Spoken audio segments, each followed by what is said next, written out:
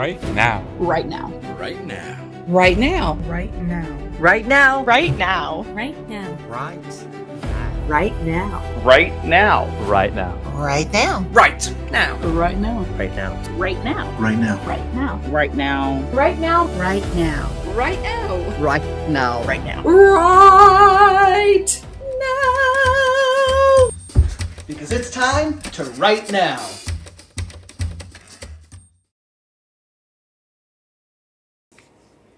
Why do we enjoy torturing our characters so much? That is the question on my mind today. That's what I'm posing to you.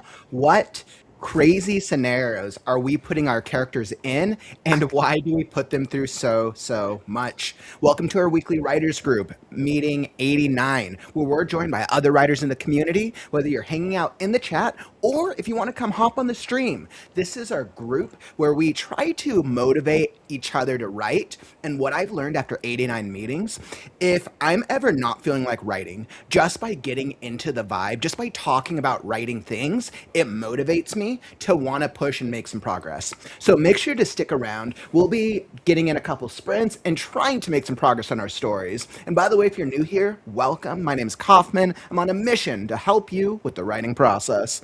And I had an excellent idea before we started dealing with server issues today. So let's get into it. Let's do it. And of course, I'm joined by the wonderful, the amazing Chat Soul. Hey everyone, Chat Soul here. Usually writing fan fictions. Past couple weeks I've been working on a One Piece D&D, which almost ready to actually make something about that on the Discord. Just finishing up a few last minute items and trying to figure out the first one shot or whatever. So, but tonight I'm actually going back to one of my fan fictions, my therapy work, which is what got us onto why do we torture our characters. Yes. Why do we torture our characters? This was so while we were waiting till go live, me and so we were talking about this. We're like, why do we enjoy torturing our characters so much? And I'm like, I don't torture my characters at all. Cough. My characters are in like survival of the fittest at the end of the world, where basically anything you do may or may not kill you. Oh yeah, that's not torture at all. Oh man, and for anyone who's familiar with the Scarecrow story, it's like everything that I think like every scene is torturous to them. It's kind of but you know what, it's the world we live in. It's a story about perseverance. How do you, and this is the way I look at it, in a world that is chaotic, how do you persevere when everything seems hopeless? That's a question that I wanted my characters to answer. When all seems very, very hopeless, how do you find perseverance? So, and by the way, I forgot to welcome everyone in the chat. Megan, glad to see you, my friend. Wheelie Gal, welcome. Lynn, great to see you. Courtney, what's up? Courtney, love seeing your TikToks, by the way. You got like all the vibes in your community. Let's see. Wheelie Gal, this is a good one. Conflict equals the story. Yep. Without conflict, there is no story, right? Exactly. I think somebody asked this question in Discord, but they were like, okay, if they're asking something about, I think, cozy romance, but if you boil everything down to it, if there's no conflict, there's no story. If there's no motivation, if the character doesn't have something that they want to overcome or something that needs to be done or something that's going to change them, then there's nothing that's going to push. There's going to be no action. There has to be a goal of some kind, basically. Mm-hmm. No goal, no story. Lynn's much kinder than us. She said it's not torture, it's conflict for character growth and story development. You see, Lynn, that is so much nicer. It's so much kinder. We don't torture our characters. We just send them through conflicts of life and death every single scene beat. It will develop them. It'll develop them. One of my characters has had enough of that, so... Oh man! By the way, congrats, White Seer. You're like, I'm working on my last round of edits before being done. Congratulations! Nice. For anyone who doesn't know, White Seer's story, Phase Bounty, will be coming out. I believe White Seer. I think White Seer said a May 1st date. Pretty sure y'all said a May 1st date. So it's right around the corner. I'm looking forward to it. I know we've definitely read a number of the excerpts on the critique show in the past, and who doesn't want Fantasy elf. It's like a rogue elf, assassin, bounty hunter on a quest. And we got some. I want to say, I'm pretty sure it's romantasy. I'm almost positive it falls in the romantasy category. Actually, I feel like it would probably be maybe fantasy, action, adventure, and romantasy, some kind of mix. Yep. Hey, what's up, reading? Welcome, my friend. Oh man, Soul, how you feeling about your stories? Pretty good. I'm getting back into my therapy work, finishing up my current one, and then I've already started designing the next two stories that Soren gets to go through, and the next one, yeah, no, is it's not tortured quite as bad as what he is going through in the current story, but it is still one of those moments where I am very glad my characters are not real because otherwise I would be dead 1,000 times over. Yeah, no, I'm pretty sure Soren and Osa especially would just have a special grudge against me for what I put them through. I was like, does Scarecrow have any grudges? No, because he's too kind. Or does he change? Does he stay kind? Oh man. Wait, so you said it's fantasy with a romantic subplot? Nice. How is that different than romantasy? I'm curious about that as well. Romantasy versus fantasy with a romance subplot. I'm pretty sure that's romantasy. Romantasy features. Oh no, because romantic fiction features a 50-50 blend, where romance is as critical to the plot as the fantasy elements, often following romance conventions with a guaranteed happily ever after. Fantasy with a romance subplot. Romantic fantasy. Oh, that's what it is. It's called romantic fantasy, not romance. Oh no, it says the same thing for both of them. It just fantasy with a romance subplot focuses on epic world building or adventure plots where the romance adds depth, but it is not the main driver. Interesting. Makes sense. Who would have thought? You're right because romantasy you think of Court of Thorns, Akatar, Fourth Wing, where the romance is a major part of the character development. You're absolutely right. Interesting. Just some examples. I was saying fantasy with a romance subplot. Mistborn is an example. The Witcher is an example as well, just from the top Google. Interesting. Interesting. Scarecrow is fantasy with. Actually, there is a romantic subplot in it, but it's such a minor. I have a very minor romantic subplot in contrast to all the other crazy things going on in the world. I'm like, there's no romance in Scarecrow. Oh wait, there is. It's like just enough to notice, and that's where it ends. Exactly. Although you know what's interesting is I remember when I was developing the world and I was developing the story, and I'd love to hear actually from the rest of y'all whether you're romance or whether you're fantasy, or other genres. And so this is probably a good question for you as well. How do you figure out as a non-romance writer to include and have romantic type relationships or plots in your story? I remember when I was developing Scarecrow, and I was like, okay, should there be like a romance between the characters, or should there be some type of a romance from one of the characters? And I realized for the first story, because it's not integral to Scarecrow's journey, that romance it wasn't important to have a romantic connection. But one of the main characters, a grizzly bear, is searching for true love. So, well, it's not there's not this romance that's explored. It's the idea of love that's distilled and then my that I take in more depth as the series progresses. I know for myself, Pirates was never originally supposed to focus on romance. It was more of one of those. Kasai has a relationship and it's just kind of background. It still ends up becoming that. But I have to admit, though, when Mason shamed me into finishing it, the romance subplot in it, which already was kind of minor, actually did turn into something a little more major. But it wasn't romance so much as the romance was kind of born out of Ox kind of had no choice but to be with him, and it turned out that way, versus more of a reluctant has to stay with him relationship due to cultural reasons. Interesting. But it ended up turning into romance because Is that explored in the first book at all, or Say what? is that explored in the first book at all? Oh yeah, no. In the It is, first book is actually when Kasai and Ox get together. The book's been out a little bit. I'm just gonna say a little bit about it. Basically, Kasai's the one that found Ox. They developed their relationship naturally, and Ox was actually not allowed to leave his side due to his culture. His culture has this thing where if you save somebody's life, you are bound to them, and you literally cannot leave their sides.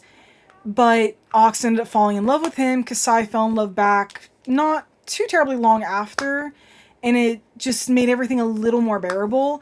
The romance is explored enough to the point there actually is this cute little scene I wrote of them kind of like in this like a little cafe kind of place where they did have a date. But it was immediately shattered by the antagonist showing up, so it's like we have this cute little moment. No Oh my first god, date. it's about to get crazy. No date. Hey, Try I to have did a let cute- them get through their date before the craziness happens. Try to have a cute little romantic date. Fantasy comes in, destroy it with magic. And then Blasphemous. I have Bound by Song, which actually is a romance book, and well, that one, well, yeah, no, just romance is the whole thing.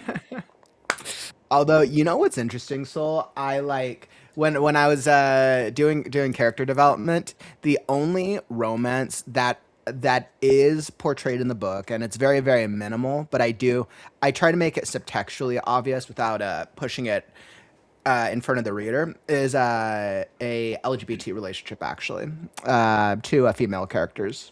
Um, that's my only I would say that's my only true romance characters in the first book, anyways.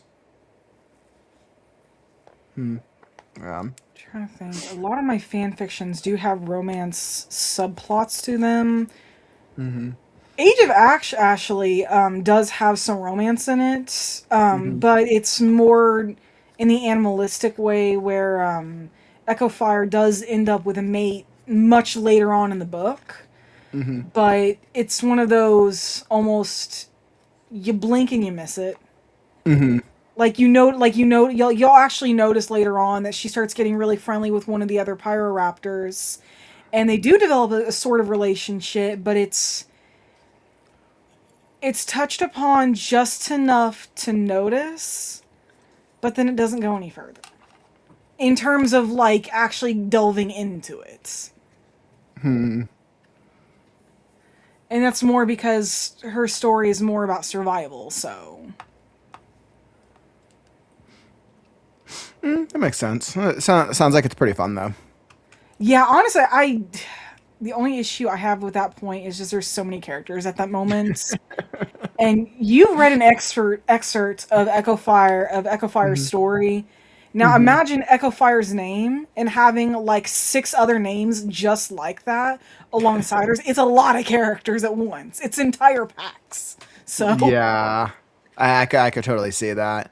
Yeah, I mean, I think it's interesting when we're what types of other genre elements we have in our stories.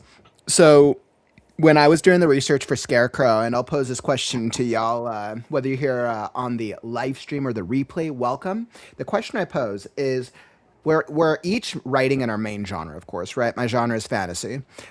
When you're working on your story, what other subgenres do you like to include generally? What other subgenres or other genre elements do you typically include in your storytelling? For Scarecrow, well, its main category is fantasy, action, adventure. There's elements of science fiction, dystopian, and fairy tale. Yeah, and thriller. I mean, definitely some thriller moments for sure. I usually focus on action myself, and it can either be fantasy or sci-fi depending on the exact story I'm working on. But if it's my fan fictions, there's a good mix of, depending on the characters involved, there could be romance, there could be well, it's not really not really a genre, I guess, per se, but typically comes with some kind of tragedy. For a lot of them, at least. See, action then either delves into like fantasy or sci-fi, sometimes romance, depending on the story. Survival is a really big one for me.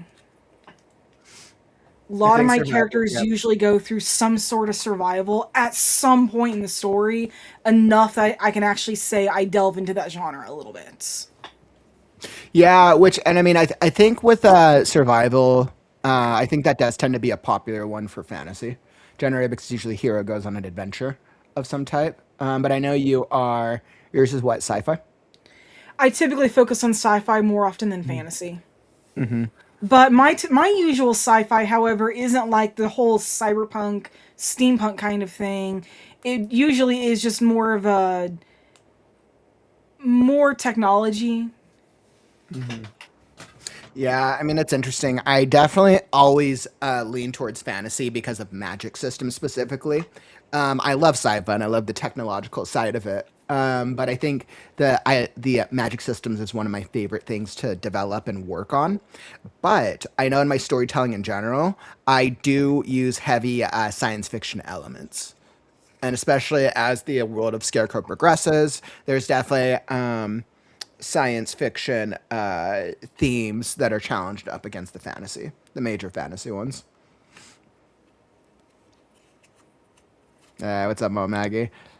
I'm You sorry, but say, just Mama Maggie. Just I'm reading all those characters, and I'm just sitting there like, oh my god, even I don't juggle that many. I have so many characters in Siphon, plus Sword and Planet, plus Time Travel, Relic of Time War, four main characters, three antagonists, 16 side characters, 51 additional characters, 50, 60. So that's what, about 70 or so characters in general. I want to I think I do say, maybe half that. yeah, but I'm pretty sure that's throughout a series, though. That looks like Time Travel. That looks like that's throughout a series, is about 70 characters. Um, how many did I Jeez, Mama have? Maggie. So when I look at my character list, so basically I break up my characters into three categories based on how much they affect the overall plot, which for me that determines how predominant of a character they are. So I consider my major characters is any character who affects at least 50% or more of the A story.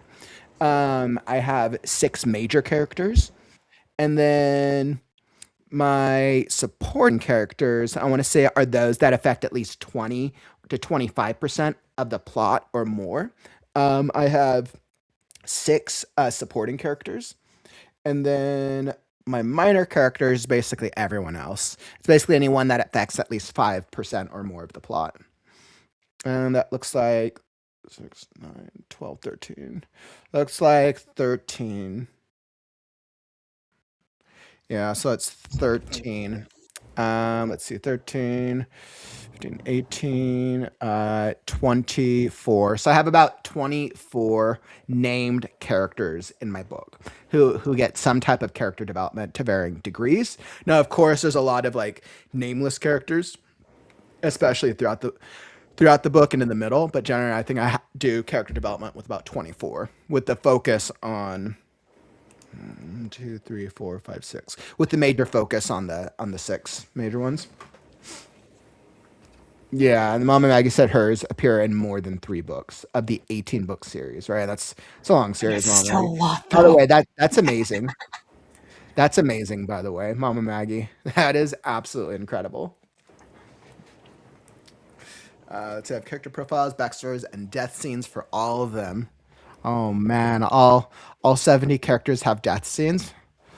Dang.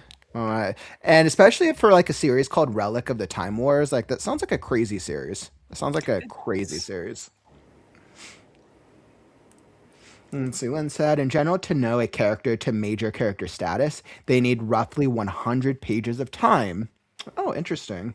Which is why it's easy to get a ton of characters in multi-book series without being overwhelmed. Interesting. So your Lynn doesn't base it on it's less about the story and more about the number of pages that they're involved in. It's interesting. I know I didn't think about it like that, but that totally makes sense. I'm like, do all my major characters have at least 100 pages? Scarecrow's definitely not in at least 100 pages of the book. He doesn't show up at all. He shows up in one page. Uh, yeah, I mean, I think.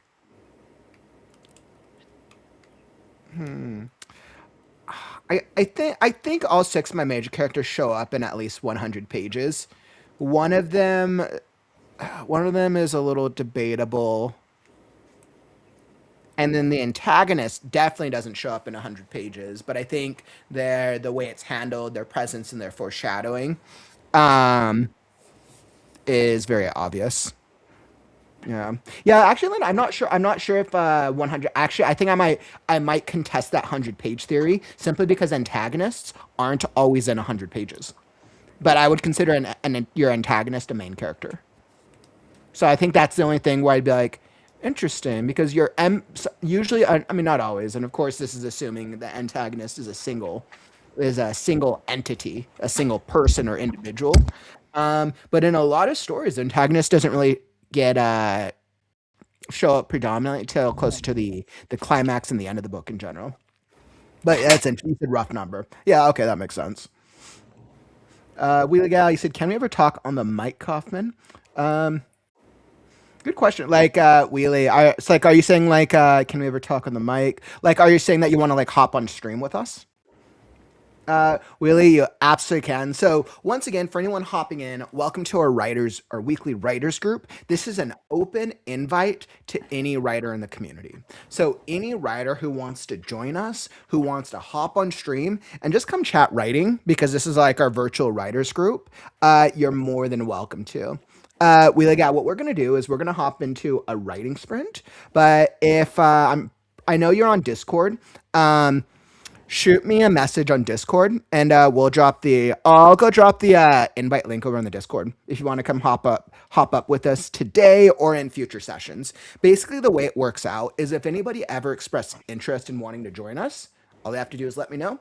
I'll send them the invite link. If they hop on stream with us at least once and they like it, then I will include them to our weekly invite and they're able to join at any time. So we kind of do the first one as a test to see if it's something that they like doing. Because who doesn't want to just sit up on here live and talk randomly about writing for 89 meetings or so? Isn't that right, Sol? Oh man. Um all right. Okay. So let's do it. So on that vibe, let's get in a first writing sprint because I want to make some progress. What we're going to do, because we're starting it a little earlier, our first writing sprint's going to be small. We're going to do our first one will be a shorter one so we can kind of get in the vibe. We'll come back and we'll continue the conversation. Instead of taking a shorter break, we'll continue the main conversation. But let's like wrap our minds around our characters. I have a really good idea for the scene that I'm working on. So I'm going to do it. So why transition this? What are you working on today? So I am finishing up the last couple chapters of my current therapy work so that I can go ahead and get started and finish torturing Soren for the next one. Ooh, fun. All right, my friends. And so I am all ready. But by the way, if you are enjoying the stream, make sure to tap that follow or subscribe button. We're here every day with the Right Now community. 800 consecutive writing streams and counting. The goal is to help you finish your book, to help you stay accountable, to motivate you when you don't feel like writing. So if you're needing that extra motivation the next time life hits you hard, tap that button and you'll be alerted when we go live. All right, and I got the writing timer set up all here. Perfect. So we're going to do it. We're going to get 25 minutes on the clock. Let's get in some words. Let's do it. And we are all ready. So whether you're writing, editing, revising, author branding, or you're just hanging out, come join us because it's time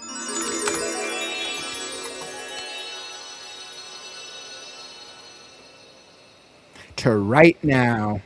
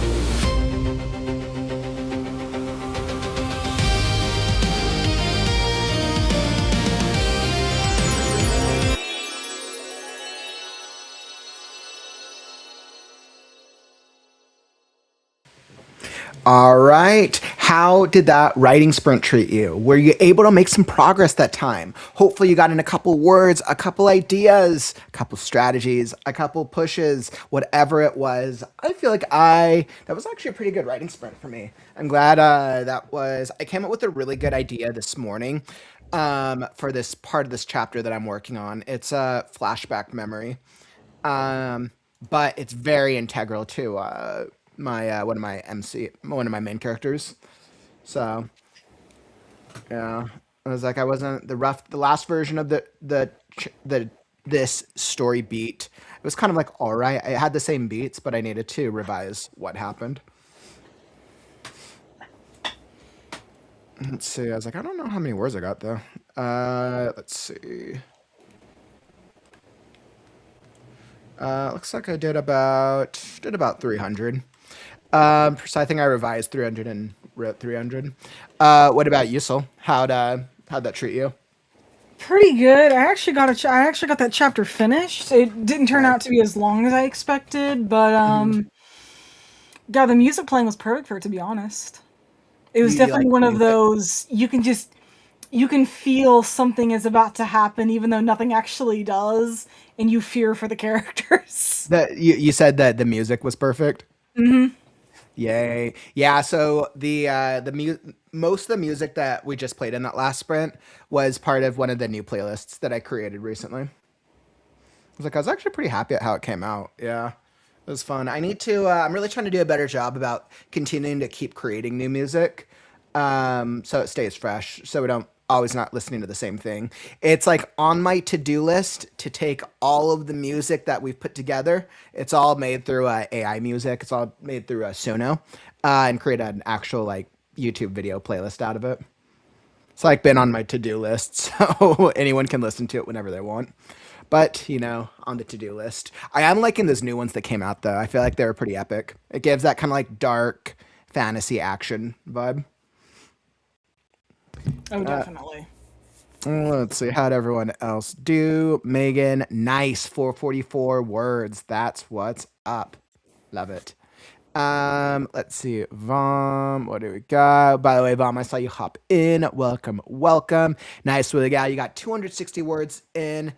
Excellent. That sounds like some great, great progress, my friend. Always a great place to be. And let's see, Lynn, you got 4 chapters smoothed over, not a full revision, but sanding off some edges. It's nice to be able to kind of go through. It sounds like you're doing revisions on your work to get it ready for readers. Nice. That's always a great place to be. That's where this part of the book needs to be at. So far, the first half of the book has gone through beta readers, and now I need to get the third. There's 4 parts of the book. I need to get part 3. Is what I'm currently working on. I like need to finish getting through this part. Ah, so much fun stuff, so I can get it out. Let's see, reading, got some world building done. It's hard since I'm using canon details for Livermorny that Rowling gives, but then I had to make up a whole bunch of stuff. That's right. I think if I recall reading, you're doing a HP fanfic, which is super cool. Yeah, speaking of HP, I'm pretty sure the trailer just dropped today I checked out the trailer this morning for the new HP series. I actually cried a little bit. The castle looks just like the books. Oh man, for anybody who's seen the new Harry Potter trailer, you guys looking forward to it? Yes, no? Is it going to be amazing? Is it going to be garbage? Better than the movies? Same? I'm not going to Worse than support it, movies? to be honest. What was that? I'm not supporting it, to be honest. I watched the trailer because I can't resist. It's Harry Potter, and I grew up on that. Mhm. But with the crap that Rowling has pulled over the years, I just, Mm, with her being directly involved in the project, I can't support it. aw. I understand that. I know for a lot of people, and this I've had this interesting conversation before of when an artist, whether it's writing, filmmaking, whatever, when an artist has expresses ideals or viewpoints that contradict your own, a lot of people will uh, attach the artist to their work and then reject the work completely. Sometimes it is possible to disconnect the artist from the art. Hmm. Unfortunately, in Rowling's case, I think it was a couple years ago, the funding she gave to someone in the UK was extremely damaging, and just she is one of the few people I think you really can't separate it anymore. Not when every cent Mm, that goes to her went to something like that. So mhm. important, and it's not even a difference of opinion thing. It's people's lives, and it's not something that you can even debate on. It I looks am like not Lynn's right going there to with you. get into it because I get really pissy about it and I get really defensive, and I'm not doing that. Let's see, Lynn. You said not at all. No money to transphobes. Yes, Rowling is transphobic. Is that Yeah. the right term for it? Transphobic. And I remember when she first came out with that her viewpoint many years ago. It really upset the community. Really did. Which is really which is interesting. I think you have every right to believe that. So I totally get it. If she hadn't funded that politician in the UK, it would still be bad, but it wouldn't be this level of hatred that she's gotten. She apparently even published a book under a pen name that was just her whole experience of people attacking her, and everyone that just kind of looked at it was just like, you weren't even like hiding this. This is just crappy. This is just, it's childish. It was petty. Yeah, Mom Maggie, when good authors have bad ideologies. Yeah, I'm not, it's hard for me, like not just Rowling, but I think about in authors in general. When an author has a competing viewpoint or their character is less than ideal or less than ideal with your own personal beliefs and identity, do you still hold value over what they have created? I remember feeling like that originally with one of my TV shows I loved watching growing up was the Buffy the Vampire Slayer universe, and all of the Joss Whedon stuff, only to learn what happened, the truth behind that individual, and the things that he represented were less than ideal. And I don't know. I don't know where I fall on it with the artist versus the work or not. That's a tough one for me. I know personally it's how influential is the work itself, not only on society but also on the person, but also what the artist actually does as well.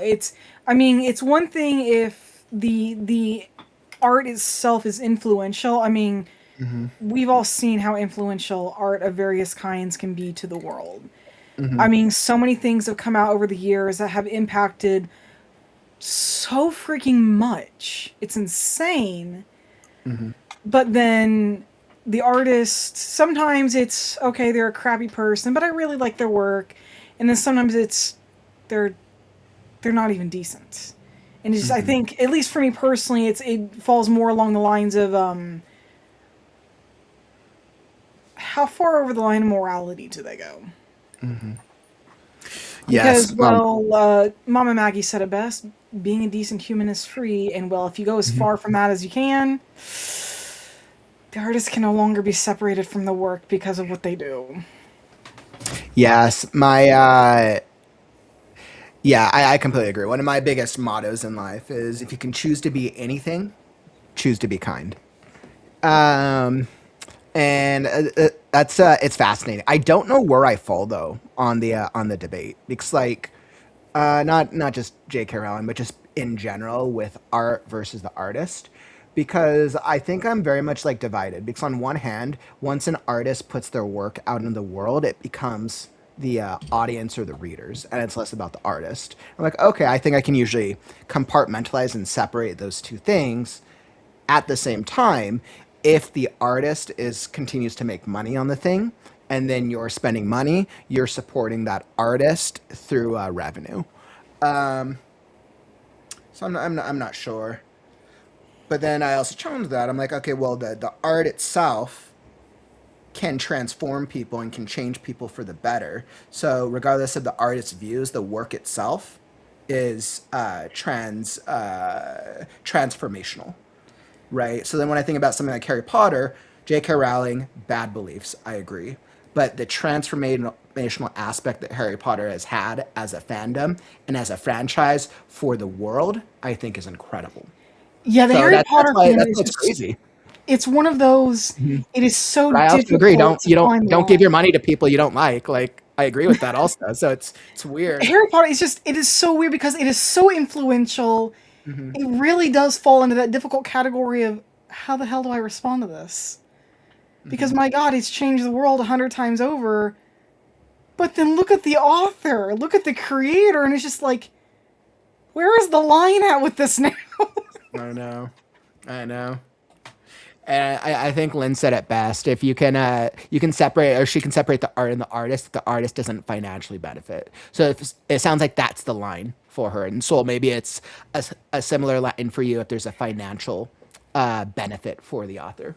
Certainly, it certainly doesn't help, to be honest. If they benefit financially and they use those finances for something that is harmful, yeah, no, it definitely doesn't help my view. For me, it doesn't actually. For me, I think it's just more of where do they fall in morality in general, and if it goes too far across the line, that's where I kind of go, no, thank you. And for those of you just hopping in, we're talking about how do you divide the art, or can you separate the art from the artist? In terms of if you really love the art, but the artist is their viewpoints or ideologies conflict with your own.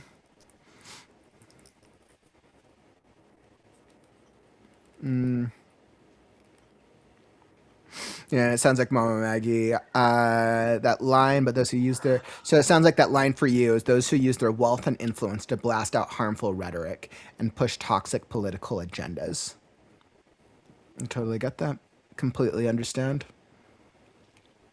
Yeah, and I mean it's such an interesting conversation because when I think about art in general, I'm like we should do everything in our power to create the messages that we want to put out into the world.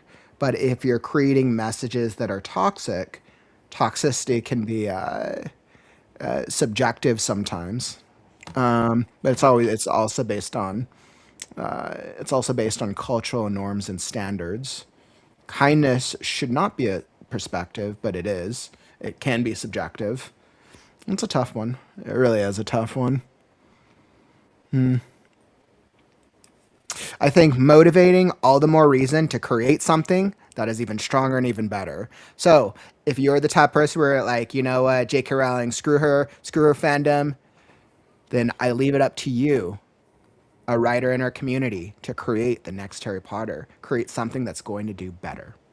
Oh Create man, at something this point, better it's than gonna Harry take a Potter. freaking miracle to create something to match Harry Potter and the influence that's It's had. it'll happen. It'll Oh yeah, not happen. saying it won't happen. It's just it's gonna be probably a while. Yeah. What was that? Oh, you said because you said it's going to be a while. Yeah, mainly because I mean, Harry Potter is older, but it's also just now coming out with a TV series, so we're probably looking at another 10 years before somebody's going to be able to find something that can actually overshadow that by even the smallest amount, just because it is just, it's everywhere. And a lot of people have still attached themselves to the fandom, which I don't blame them.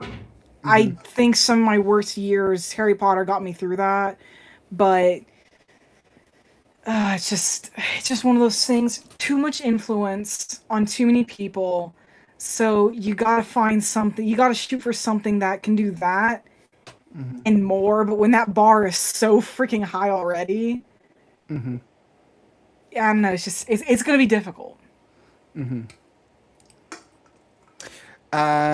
And by the way, so I saw a comment here which is interesting, and I want to point something out for a second. So only three brain cells says, I really think that is ironic given that you have an AI YouTube thumbnail. Now, when I think about framing a conversation around kindness and about questions and morality, and I wanted to know someone's viewpoint, I'd be like, hey, so is this what you believe because you're using AI? Clearly, three brain cells, you disagree with AI, but the way that you frame that is intentionally to stir up a debate and to stir up negativity. And and I'm not all right with that. I'm all right with having the AI conversation, but no negativity here. My friends, we're all open to sharing our beliefs in a way that is kind and that is clear. So I'm going to ignore that question because you did not frame that in a way that was kind, my friend. Do better. 3 brain cells, do better. Be a kinder human being. That's all that I have to say to you.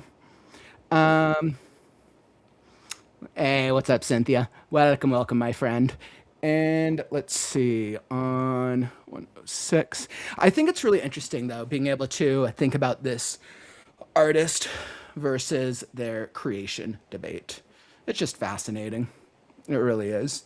And I ask myself, I'm like, okay, well, what if I create, once I put out Scarecrow into the universe, right? I'm going to have my own beliefs and my own ideologies, but there are people who are going to disagree with my ideology or my point of view and then not be able to or not want to read my work or consume it because they disagree with me, myself, or my ideologies in general. Reading by nightfall. I can separate the art from the artist mostly because I write HP fanfics. I use them to express myself, and also I really do like the concept of other schools. But yeah, Railing, absolutely not. Do have to agree with the concept of other schools. Playing Hogwarts Legacy, I really wish we learned more about Wagadu, the African magic school.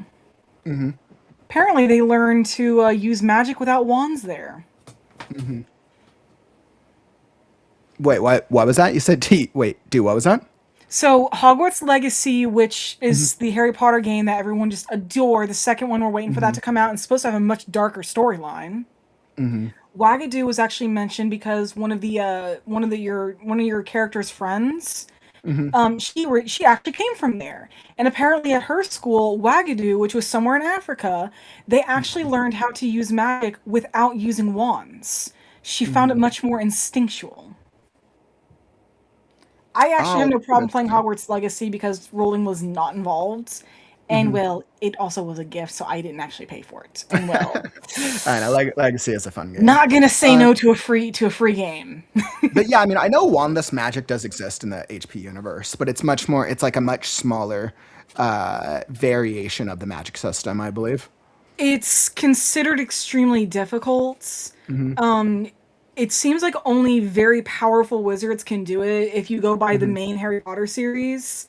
If you look at Hogwarts Legacy and your friend talks about it, the way she frames it is they don't use wands at all, but it's not exactly that more powerful wizards use it.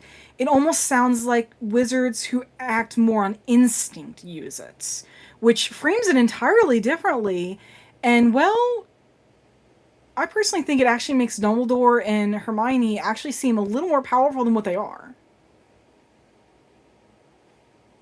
Yeah, I could see that. Because then the characters who are able to use any type of magic without a wand, it increases that power level, or it makes the perception of that they're way more powerful because wands is the norm, and you see everybody use wands. Even the biggest characters, Voldemort, Harry Potter, they're all using wand-based magic. We see Dumbledore, I think, a couple times use magic without a wand. I remember it was the third movie, he used the Arresto Memento without a wand. Hermione used wandless magic once, and she technically spoke aloud, but that could almost have been considered wandless internal magic. Where I know that's not the right word I'm looking for. It's been forever. Nonverbal. She actually did say the Confundus charm, but you could almost consider it nonverbal considering how quiet it was, and the fact that she used it from halfway across the freaking Quidditch field. Huge Harry Potter nerd here. I remember like the entire storyline. I watched it I don't know how many times before I was unable to. Matt, you bring up a really interesting part of the conversation. You said, where does the line get drawn between writing about things and using writing to misrepresent things or cause harm? Writer's choice or reader's choice? It's interesting. And I think there's what's interesting is because there's going to be so much misrepresentation with with AI stuff in the years to come. So I think it's going to fall on us even more. It's going to fall onto the reader and or the viewer to have to decide what where that line is, and have to be doing the right amount of research. So that way we're staying informed and not being misinformed through one viewpoint. Yeah. I like Wheels thing.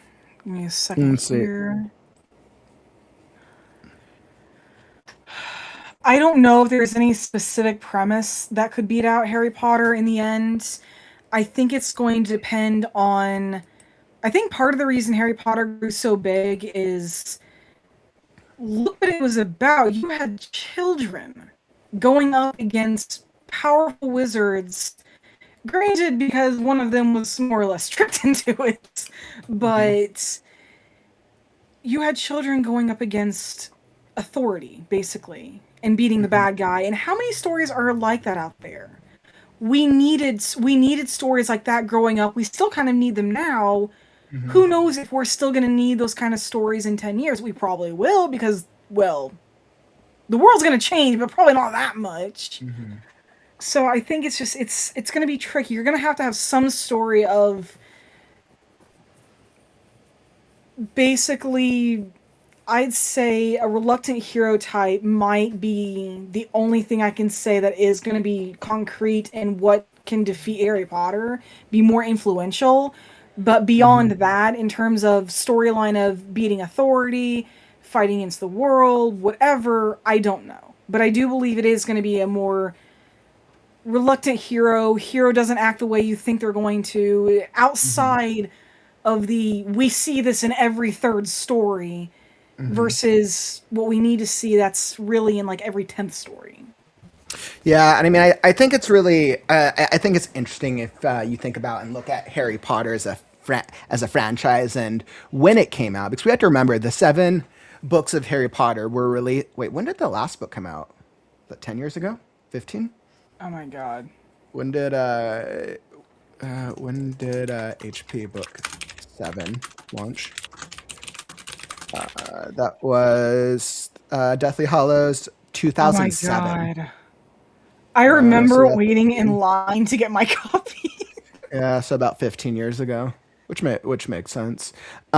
So yeah, so we have to remember that Harry Potter as a series came out between 30 years ago to 15 years ago. I'm pretty sure it was over like a 10 to 15 year time span, I believe. Yeah, almost 20 years ago.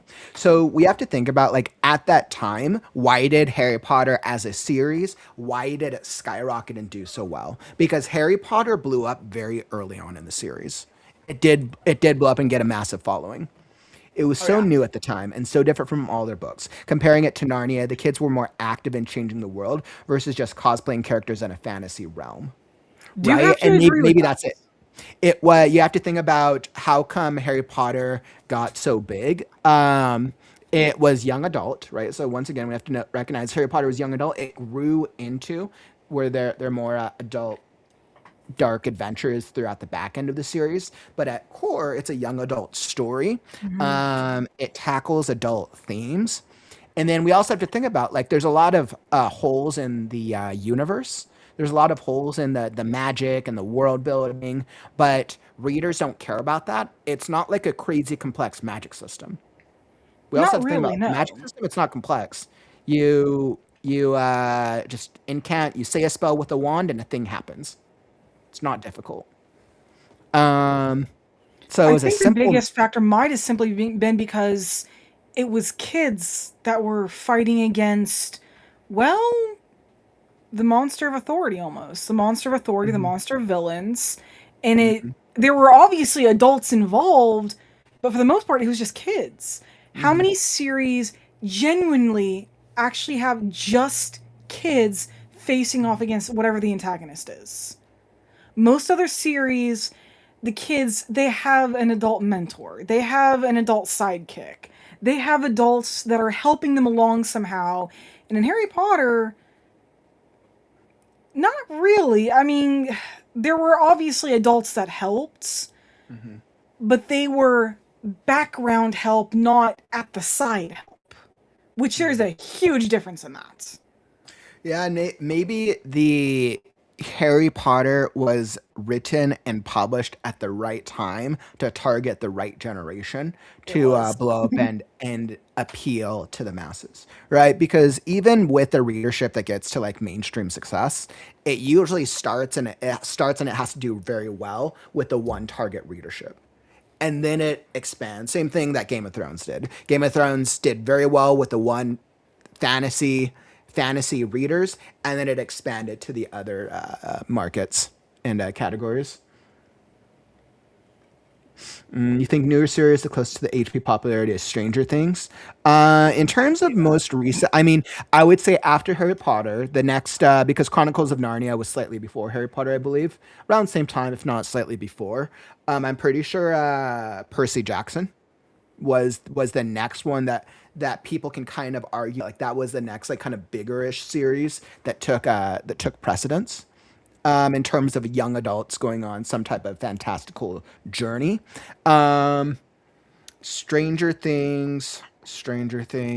Yeah, because it's interesting because Stranger Things is less magic. It's more ground in.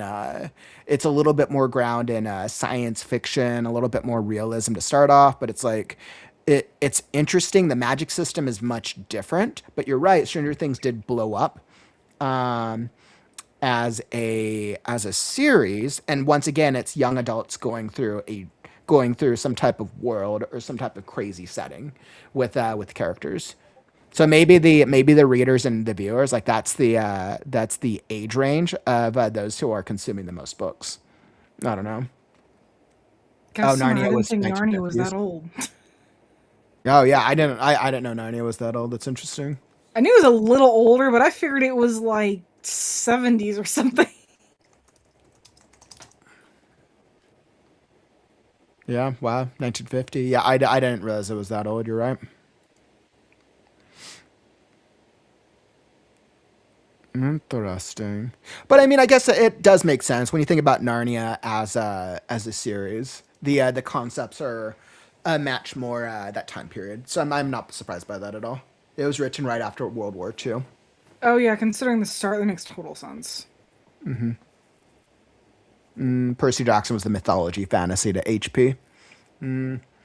Yeah, so I mean, I think then whatever the next young adult type story that will blow up and do well with the mainstream audience, my guess is it's probably going to target the next generation. If you can argue, right, that Harry Potter very much targeted the millennial generation. Um, you could argue that I would say that Percy Jackson was still on the heels of the millennial generation. Stranger Things, what's the generation after millennials? Whatever the Uh, whatever the generation after millennials is Alpha. the one that I would say I alpha. believe it's I And believe it's Gen Alpha. I would say Stranger Things targeted that generation. But it also because they incorporated more adults into the A story, it was kids and adults, and I think that's why it worked and appealed to a wider audience. But it was also set in the 80s, right? So I think it captured an older audience through the 80s nostalgia, and it also did the young adult thing. So I think because of that, it spoke to Gen Alpha. So I think it actually spoke to Gen Alpha, and then it also spoke to the Boomer generation a little bit because of the '80s appeal, which is interesting. Um, but yeah, my guess. And what's the current generation right now? Um,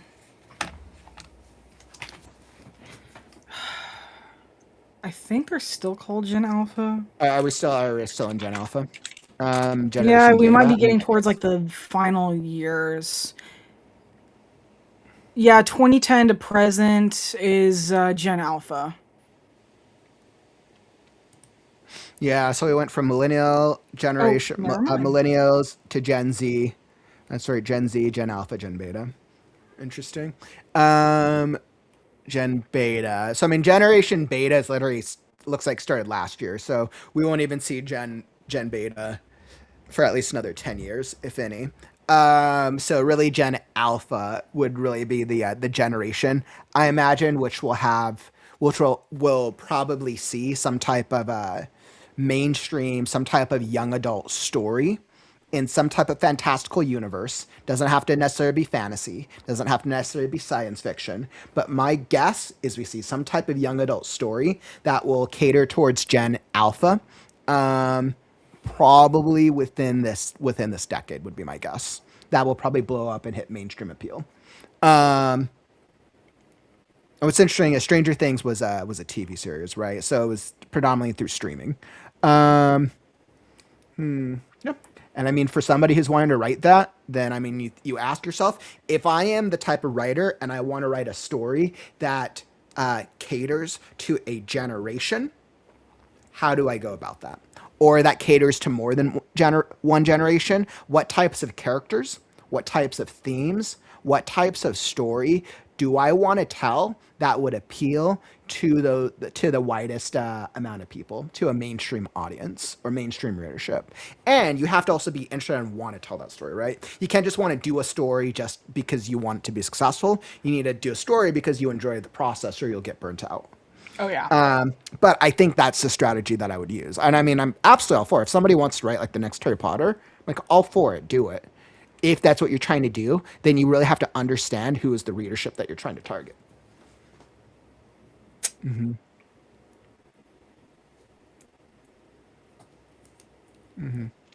Awesome. Well, that's an absolutely phenomenal conversation. On that note, let's get back into a writing sprint. So we're going to make a little bit more progress. We're going to make another push.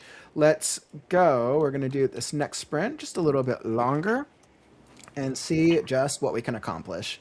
I was at a good vibe on my end. So I believe in us. Whether you're working on the next Harry Potter, the next Stranger Things, or something else altogether, I believe in us. Let's get some words. All right. To the writing sprint. We're going to do 30 minutes on this time. Let's do it. I believe in us. Whether you're writing, editing, revising, author branding, or something in general, come join us because it's time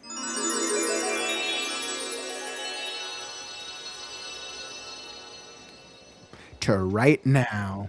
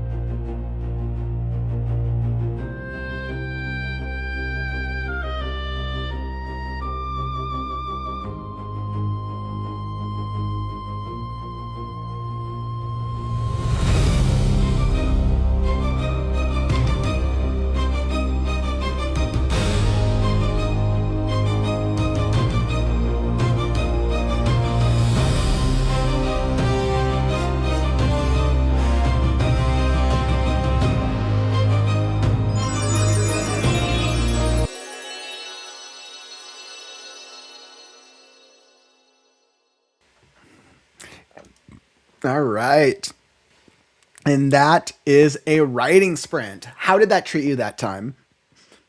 Hopefully you're able to make a little bit of progress. I feel like that second one felt a little stronger. I know I was able to get some words in. I don't think I got quite as many, but I think I fleshed out the scene, which I'm pretty happy with.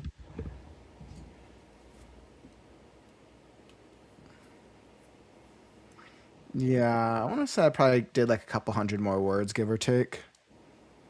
Yeah.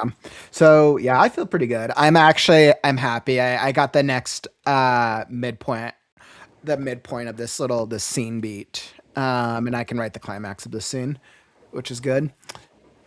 How'd that treat you? So any progress? I have one more section to go in this chapter, and then I am done with the story. What? Dang, making some substantial progress over here. Nice. And that was over, Nice. and this is also like over 2,000 words tonight too. Dang. So getting the normal daily word count. It doesn't feel like a real writers group unless we got about 2,000 words or so. Yeah, makes sense. Makes sense. Oh man. Vom, you said you got your character down. That's been plaguing you all day. Nice, Vom. Being able to kind of get put past like an obstacle like that actually feels really nice and rewarding. And nice, Megan. You said you got in 675 words tonight. That is what's up. Excellent, excellent progress. So actually, I'm kind of curious. I don't know why this idea just came to me.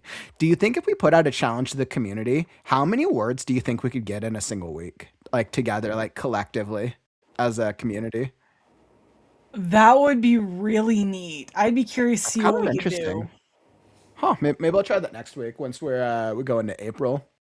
Um, interesting challenge. How If we many? want to, we could actually make it competitive, have Mhm. people like in teams.